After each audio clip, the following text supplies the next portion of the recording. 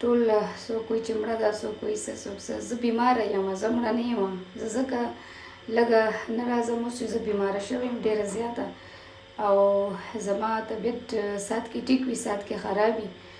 نو دې د وجې نور زه مړه نه یم، زه ژوندی یم. او دا کوم افغانې چې په دې مختلف بروډونو باندې شروع دي ما پسې خبرې ده مړه ده مړه ده. ملګرو اخر کار د مینو خان کم بیان چې دی هغه راغی او ویل شاید دا خلک چې دی دونه دروغ په ما پسې جوړ کی، وایي زه صرف او صرف بیماره یم، یعنی مړه نه یم.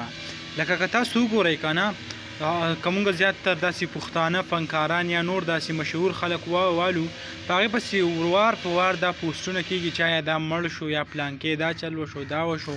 حالانکې څونه زیاته د یو افسوسناک خبره ده. لکه اوس یو سړی په کور کې به ناست وي او چېرته د هغو د کور والا یا څوک به فیسبوک یا څه کوي او به راوړی چې آیا دا سړی مړ دی، نو لکه هغو ته به څه قسمه محسوسیږي.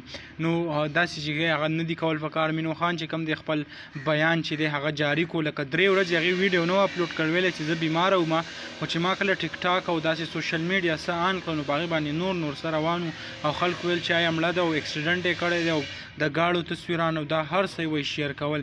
نو برای مهرباني دا کم دروغ چې دي، دا دروغ خبر داسې چې روان دي، وایي په دې کې څه حقیقت نشته. هغه زه ژوندی یم او ټیک ټاک یم او دا وخت چې کم دی وایي هغه تاسو ما کتی شئ په سکرین باندې، نو په دې خبرو باندې هغه یقین مه کوئ. نو ما هم غوښته چې دغه معلومات دغه ویډیو تاسو سره شریک کم. امید لرم ویډیو به مو خوښه شوي. که ویډیو مو خوښه شوي ویډیو لایک کړئ او که زموږ په چینل نوي یې چینل سبسکرایب کړئ د داسې نورو ویډیوګانو لپاره.